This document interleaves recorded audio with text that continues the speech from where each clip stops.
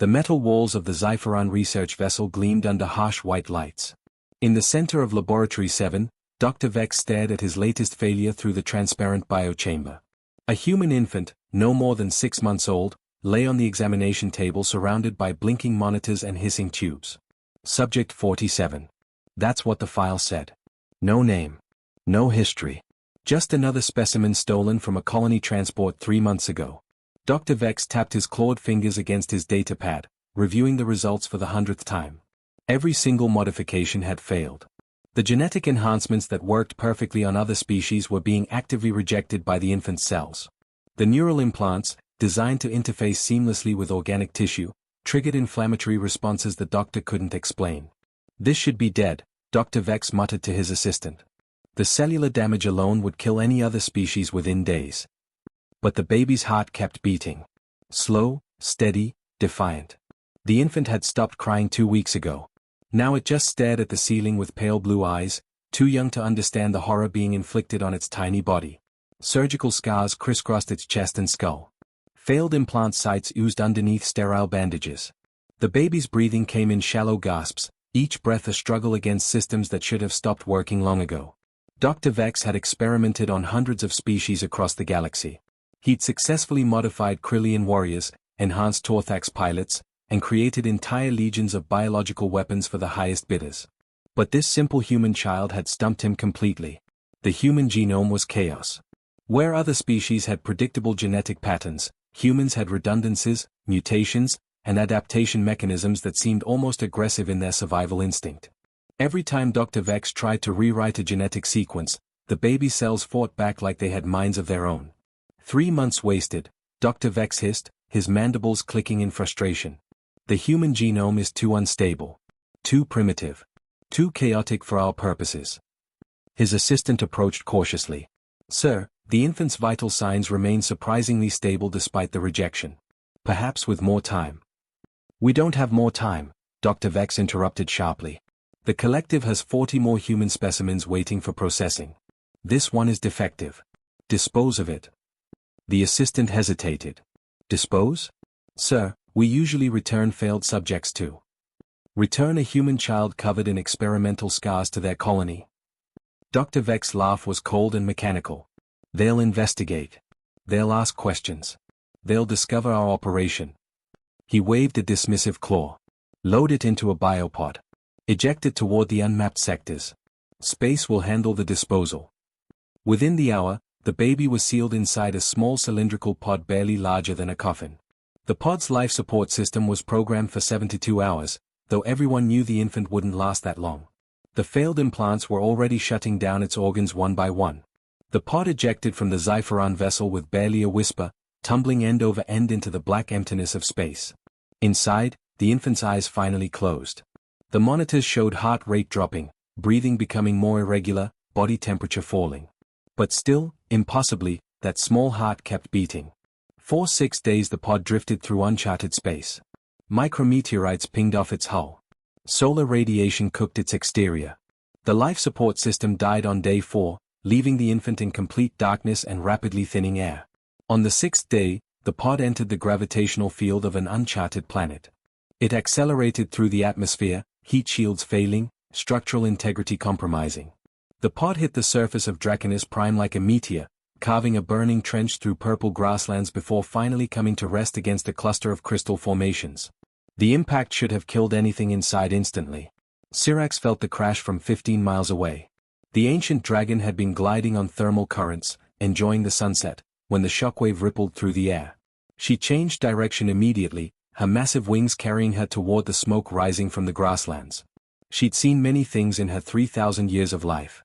She'd watched civilizations rise and fall, seen stars born and die, witnessed the endless cycle of creation and destruction that defined the universe. But she'd never seen anything like what she found in that ruined pod. The metal was still glowing hot when she landed beside it. Her talons carefully peeled back the twisted hull, and there, impossibly alive, was the smallest creature she'd ever seen. A human infant, covered in scars and barely breathing, its tiny chest rising and falling with stubborn determination. The baby's eyes opened. They locked onto Syrax's massive reptilian face, those ancient golden eyes that had seen millennia of history. Any other infant would have screamed in terror. This one reached up with one tiny hand, fingers grasping at the air between them. Syrax felt something shift in her chest. She'd never had hatchlings of her own. Never wanted them. But looking at this broken, scarred, impossible little creature who refused to die despite everything the universe had thrown at it, she understood something profound. This wasn't just a baby. This was pure, distilled survival instinct. This was life itself refusing to surrender. She carefully lifted the infant in her talons, cradling the fragile body against her scaled chest. The baby's heartbeat was weak but steady, each pulse a tiny declaration of war against death itself. "You're safe now, little one," Syrax whispered, her voice rumbling like distant thunder. "I've got you." She spread her wings and lifted into the air, carrying the human child toward the dragon city on the horizon. Behind them, the ruined biopod smoldered in the grass, already forgotten. Neither the dragon nor the baby knew it yet, but this moment would change the galaxy forever. 16 years had passed since that day. The broken infant had grown into a young man who stood at the edge of the dragon city, watching the twin suns set over the crystal mountains. His name was Jake now. Syrax had given him that name when he was 3 years old and finally spoke his first word. The Drakthul healers had worked miracles in those early years. They'd spent countless hours removing the alien technology buried in Jake's small body. Most of the implants came out cleanly, but some had already fused with his nervous system by the time Syrax found him. The healers couldn't remove those without killing him, so they left them dormant, hoping they wouldn't cause problems. They did cause problems. Just not the kind anyone expected. Jake discovered his first ability when he was 8 years old. He was playing with the dragon hatchlings near the city's power grid when he suddenly froze, his head tilting like he was listening to something nobody else could hear. He pointed at a junction box and said it was going to explode. The adult dragons laughed it off until the box actually did explode 30 seconds later. After that, the healers ran more tests.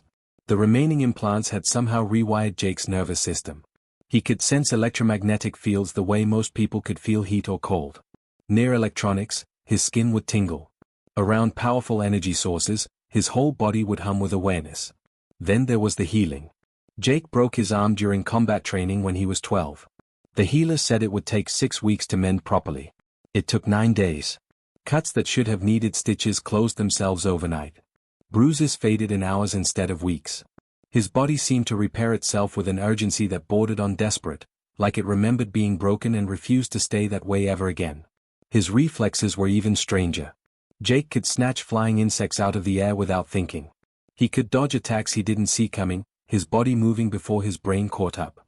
The combat instructors said he fought like he could see 2 seconds into the future, always one step ahead of his opponent. But none of these gifts came without a price. Most nights, Jake woke up screaming. His conscious mind didn't remember the experiments, didn't remember those first 6 months of torture on the Xipheron ship. But his body remembered. His nightmares were filled with cold metal tables, bright lights burning down, and the sensation of things crawling under his skin. He'd wake up clawing at his own arms, trying to rip out implants that weren't there anymore. Only Syrax could calm him during those episodes. She'd hear his screams from across the city and fly to his room, folding her massive wing over him like a living blanket. Her scales were warm from the day's sun, and her heartbeat was slow and steady, a rhythm that pulled him back from the edge of panic. "You're safe, little Ember," she would whisper in the darkness, her voice rumbling through his chest. "Nothing will hurt you here. I promise. I've got you." Jake would press his face against her scales, breathing in the scent of smoke and mountain air, letting her presence chase away the phantom memories. Some nights they'd stay like that until dawn, Syrax humming old dragon songs while Jake slowly remembered how to feel safe again. The other dragons didn't quite know what to make of him. He wasn't one of them, but he wasn't really human either. He'd never met another human. Never heard human music or tasted human food or learned human customs. Everything he knew came from the Drakthul. He trained alongside the young dragons, learning their fighting styles and philosophy. The dragons valued honor above all else, believing in fair combat and direct confrontation. Jake learned those lessons well, but his human brain couldn't help seeing other possibilities. Why fight fair when you could fight smart? Why meet an enemy head-on when you could outthink them? The elder dragons worried about this.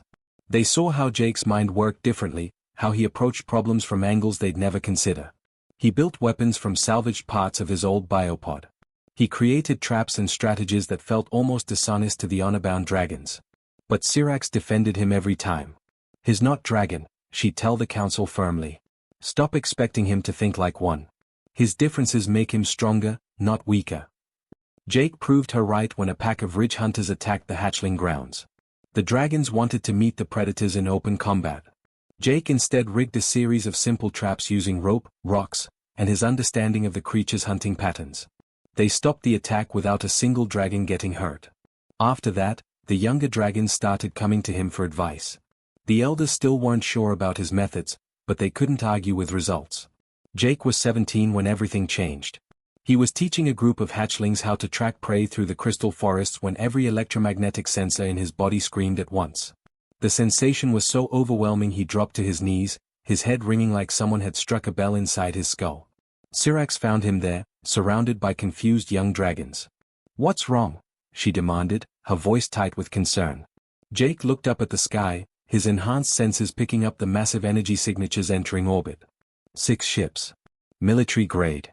The electromagnetic profile was horribly, impossibly familiar.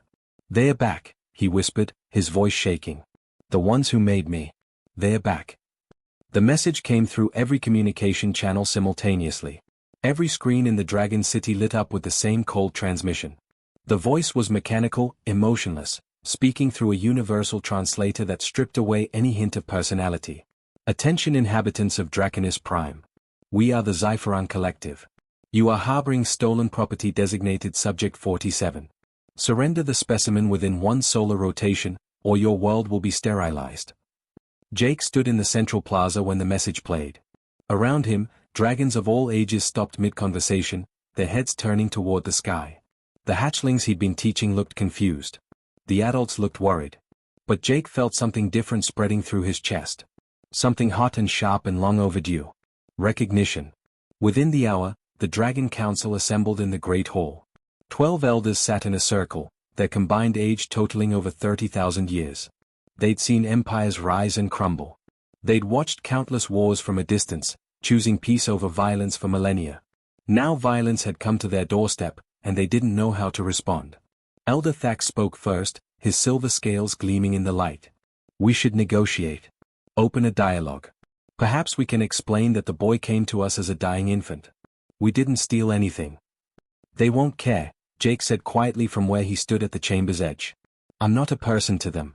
I'm property. Data. An investment they want back." Elder Myra shifted her massive weight, her voice heavy with concern. "Then we evacuate the young. Send them to the mountain sanctuaries where the ships can't reach. We protect the next generation first." "And then what?" Syrax challenged, her voice cutting through the debate. "We hide our children and hope the ZYPH leave peacefully? They're not here to negotiate. They're here to take what they think belongs to them." Thax fixed Syrax with a stern look. "You would have us fight? We haven't waged war in 10,000 years. Our military traditions are ancient history. We're scholars and philosophers now, not warriors." "Maybe that's the problem," Syrax shot back. "They threw away a dying child like garbage. Instead of garbage, that child became a warrior. Now they want him back because he survived what should have killed him." She turned to face the full council, her eyes blazing. "Let them face what they created." The council erupted into argument. Half wanted negotiation. A quarter wanted evacuation. The rest sat in uncomfortable silence, unwilling to commit to either choice. Jake slipped out during the chaos. Nobody noticed him leave except Syrax, who followed at a distance. He climbed the observation tower on the city's eastern edge, the tallest structure in the Dragon settlement. From here, he could see the 6 Zypheron ships hanging in orbit like metal vultures. His enhanced senses reached out, reading their electromagnetic signatures, mapping their energy patterns. His hands trembled as memories crashed over him. Not the vague nightmare feelings he usually got, but something sharper. Clearer. He recognized those ship configurations. The lead vessel had the same energy signature as the ship from his nightmares, the one with the cold laboratory and the bright lights. But his hands weren't shaking from fear. The trembling came from rage, pure and focused, finally given a target after 17 years of nightmares. Syrax landed beside him with a rush of displaced air. "What are you thinking, little Ember?" Jake didn't look away from the ships. "I'm thinking they made a mistake." "Which was?" "They think I'm still Subject 47. A failed experiment. Broken property." He finally turned to face her, and Syrax saw something in his eyes she'd never seen before. Not the scared child who woke up screaming. Not the uncertain teenager trying to find his place. This was something new. Something dangerous. I'm not their victim anymore. The council won't approve military action, Sirac said carefully. I know. Jake pulled up a holographic display from his wrist device, showing the ship's positions and movement patterns. That's why I'm not asking for an army. I just need 12 dragons who understand that sometimes survival means fighting dirty. The council values honor. Direct combat. Fair engagement. And that's exactly why the ZYPH think they can threaten us. Jake zoomed in on the lead ship's underbelly. They're expecting noble resistance. Predictable tactics. A fight they can win because they've studied dragon culture for decades. His smile was cold. But I'm not a dragon. Sirac studied the battle plans forming on his display. They were clever. Underhanded. Completely without honor by dragon standards. And they just might work. You're asking dragons to fight like humans, she observed. I'm asking dragons to help me fight like someone who's been underestimated his whole life. Jake looked up at her. They threw me away because I was too broken to be useful. They're about to learn what broken things can do when you give them time to sharpen their edges. The council was still arguing when Jake and Sirac returned to the Great Hall. Jake didn't wait for permission to speak. He simply walked to the center of the circle and pulled up his tactical display for everyone to see. I can stop them, he announced, his voice carrying across the chamber. But I'll need 12 dragons willing to break every rule of honorable combat you've ever taught me. The hall fell silent. Elder Thax looked horrified. Elder Myra looked intrigued. The others looked uncertain. What exactly are you proposing? Thax asked slowly. Jake's smile was sharp as broken glass. I'm proposing we show them what happens when you torture a human child and expect him to stay weak. I'm proposing we teach the Xipharon collective why humanity doesn't surrender. He met each elder's eyes in turn. I'm proposing we fight dirty, fight smart, and fight to win. The battle had been going well. Too well, actually. Jake and his team of 12 dragons had successfully taken down 2 of the Xipharon supply ships. They'd disrupted the enemy sensor network and crippled their communications. The aliens were scrambling, confused by tactics they'd never encountered before. That's when the pods started falling from the sky. 30 drop pods slammed into the battlefield like meteors. Jake's electromagnetic sensors screamed a warning, but not fast enough. The pods opened with hydraulic hisses, and out stepped something that made his blood run cold. Children. Human children. They ranged from maybe 10 years old to late teens. All of them had the same vacant expressions, the same surgical scars crossing their skulls, the same dead look in their eyes. They moved with mechanical precision, fanning out in perfect formation without speaking a single word to each other. Jake's heart sank into his stomach. He knew exactly what he was looking at. These were the successful experiments. The ones who didn't reject the modifications. The ones who survived by losing pieces of themselves. The first attack came without warning. A girl who couldn't have been more than 14 launched herself at Jake with inhuman speed. Her fist crackled with energy as she swung at his head. He barely rolled out of the way, feeling the displacement of air as her strike missed by inches. She didn't stop. None of them stopped. They attacked with ruthless efficiency, their movements precise and deadly. Jake recognized the combat patterns immediately. Xipharon military doctrine, the same fighting style he'd seen in fragments of his nightmares. These patterns had been burned directly into their modified brains, overwriting whatever they used to be. A boy came at him from the left, moving in perfect synchronization with the girl.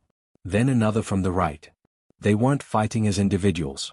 They were fighting as a hive mind, each one anticipating the other's movements with perfect accuracy. Jake defended desperately, using every trick Sirac had taught him. But he couldn't bring himself to strike back. Not against children. Not against kids who'd suffered the same fate he'd barely escaped. The girl's next strike came within centimeters of his throat. Jake caught her wrist, and for just a second, their eyes met. That's when he saw it. A flicker. A momentary hesitation buried deep behind the empty stare. Stop, Jake said in English, the language Sirac had taught him from old Earth databases. Please, stop. The girl's eye twitched. Her attack pattern stuttered for half a second before her programming reasserted control. But Jake had seen it. Somewhere inside that weaponized body, a real person was still trapped. Cold table, Jake said suddenly, the words coming from his own buried memories. Bright lights. Metal restraints. The boy attacking from his right actually froze mid-swing. His whole body went rigid, fighting against itself. His mouth opened like he was trying to scream, but no sound came out. Jake's mind raced. They weren't machines. They were prisoners locked inside their own bodies, watching their hands do terrible things while their real selves screamed silently inside. He activated his communicator, broadcasting on every frequency his implants could reach. His voice was raw, desperate, reaching out to whatever pieces of humanity still existed in these children. "I'm Subject 47, he called out, and every single weapon child froze. "I remember the pain. I remember the fear. I remember the table, the lights, the voice that said we didn't matter." More of them stopped moving. Some started trembling. One boy clutched his head like something inside was trying to break free. "I remember waking up and not knowing where I was," Jake continued, his words cutting through their programming like a blade. "I remember the needles. The cutting. The feeling that my body wasn't mine anymore." A girl near the back dropped to her knees. Tears started streaming down her face even though her expression remained blank. "They told you that you were nothing," Jake said, his voice breaking. "They told you that you were just experiments. Just numbers. Just tools to be used." He took a step forward. "But I'm standing here telling you that's a lie. You're not subject whatever number they gave you. You're people. You're kids who deserved better than this." The 14-year-old girl who'd first attacked him was shaking now. Her hands came up to her own throat, fingers touching the scar tissue there. When she spoke, her voice was rusty, like she hadn't used it in years. "Subject 22, she whispered. Then, stronger, "My name. Beth. My name was Beth." The dam broke. All around the battlefield, the weapon children started fighting their programming. Some collapsed. Others screamed, finally able to make sounds again. A boy around 12 years old looked at his own hands in horror, seeing what they'd been forced to do. "Tyler," he gasped. "I'm Tyler. I'm Tyler. I'm."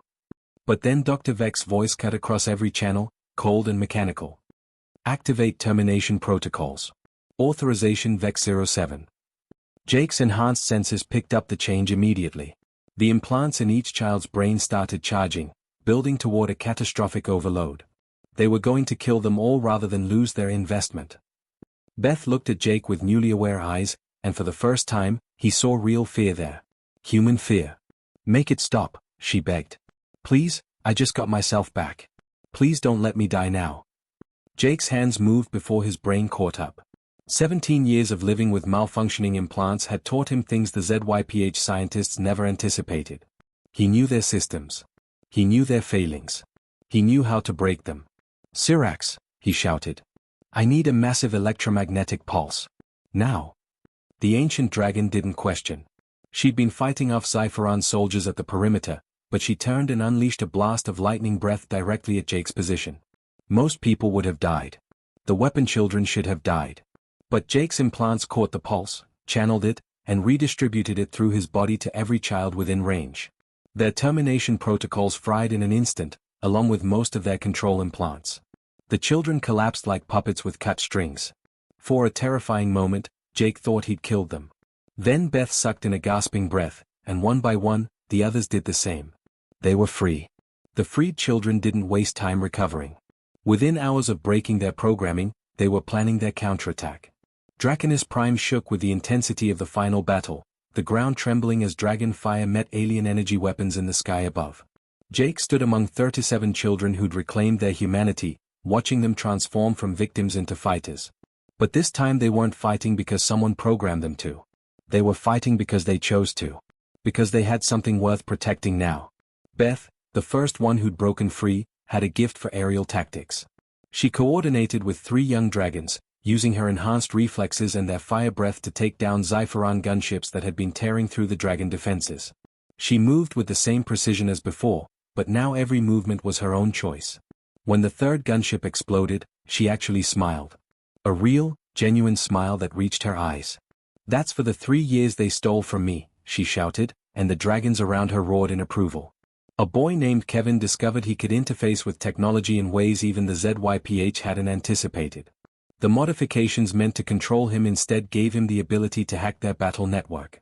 He sat cross-legged on a ridge, eyes closed, his consciousness diving through enemy systems like a ghost through walls. "Got their drone fleet," he announced suddenly, and 40 Xipharon attack drones simultaneously turned on their own ships. Rerouting their targeting systems now. They're about to have a very bad day. All across the battlefield, children who'd been told they were nothing but tools discovered they were so much more.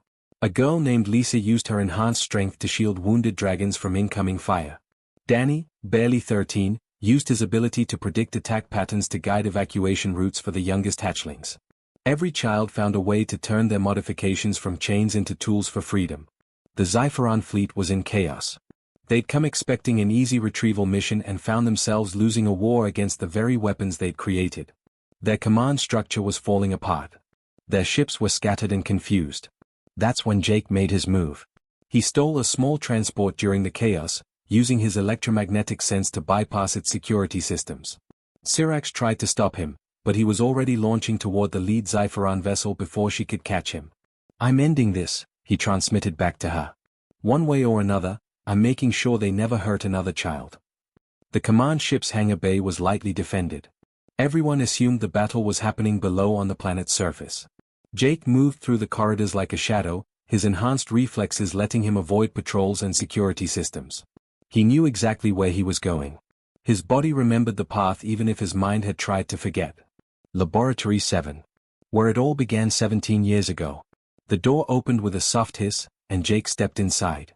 The room looked exactly like his nightmares. The same harsh white lights. The same cold metal examination tables. The same monitoring equipment blinking in the darkness. Even the air smelled the same, sterile and chemical and wrong. Dr. Vex stood waiting in the center of the room, his forearms folded across his chitinous chest. He didn't look afraid. Instead, his mandibles clicked in what might have been amusement or scientific fascination. "Subject 47, the doctor said calmly. "You've exceeded all projections. Remarkable." "My name is Jake," he replied, his voice steady despite the rage burning in his chest. "And I'm here to make sure you never do this to anyone else." Dr. Vex tilted his head, studying Jake like he was still a specimen in a jar. "Fascinating. You've retained emotional responses despite the modifications. The anger, the protective instincts toward the other subjects. I didn't account for human attachment forming post-trauma." He pulled up a holographic display. "Your survival rate was 0.03%. You should be dead. Instead, you've thrived." "That's what you don't understand," Jake said, moving closer. "You thought breaking us would make us weak. You thought torture and modification would turn us into obedient tools." His hands clenched into fists. "But humans don't work that way. You just taught us what we could survive. What we could overcome. What we could become when everything else was taken away." "An interesting hypothesis," Dr. Vex replied, completely unmoved. "But ultimately irrelevant. The collective has your genetic data. We have tissue samples from all subjects. This facility's destruction won't stop the research. We'll simply rebuild and begin again." Jake smiled, and it wasn't a nice smile. "See, that's where you made your second mistake. You assumed I came here alone." Kevin's voice crackled through Jake's communicator. "I'm in their main database now. Found every backup, every research file, every sample location." "Delete it all," Jake ordered. "Already done," Kevin replied. "Also sent copies to every major government in the galaxy. The collective's illegal research is about to become very public knowledge." Dr. Vex's mandibles stopped clicking. For the first time, something like concern crossed his alien features. "Your operation is finished," Jake told him. "The galaxy knows what you did. They know about the stolen children, the torture, the experiments. You thought we were just property nobody would miss. But every single one of those kids has a family somewhere. People who've been searching for them." Below them, the battle was ending. The remaining Xipheron ships were retreating, their command structure in ruins. The dragons had won, but more importantly, the children had won. Jake planted explosives throughout the laboratory, setting them to destroy every piece of equipment, every terminal, every trace of the research that had caused so much suffering. Dr. Vex tried to stop him, but 17 years of dragon training made that impossible. Jake left the scientist restrained in an escape pod, already transmitting his location to galactic authorities. When Jake returned to Draconis Prime, 37 freed children were waiting for him. They'd made their choice. Some wanted to search for their birth families. Others had no families left to return to. But all of them had decided one thing together. They called themselves the Ember Guard now. Protectors of the lost, defenders of the forgotten, champions of every child the galaxy tried to throw away. They would train on Draconis Prime, learning from the dragons and from each other. Beth approached Jake as the last Xipheron ship disappeared into hyperspace. What happens now? Jake looked at his newfound family, at the dragons who'd raised him, at the planet that had become his home. Now we make sure nobody else goes through what we did. We show the galaxy what happens when you underestimate humanity. And what's that? Tyler asked. We survive, Jake said simply. We adapt. We overcome. And we never, ever abandon our own. The message spread across the galaxy in the following weeks. Humanity had arrived on the galactic stage, and they'd arrived on their own terms. Not as victims or experiments, but as proof that breaking something doesn't make it weaker. Sometimes it just makes it sharper.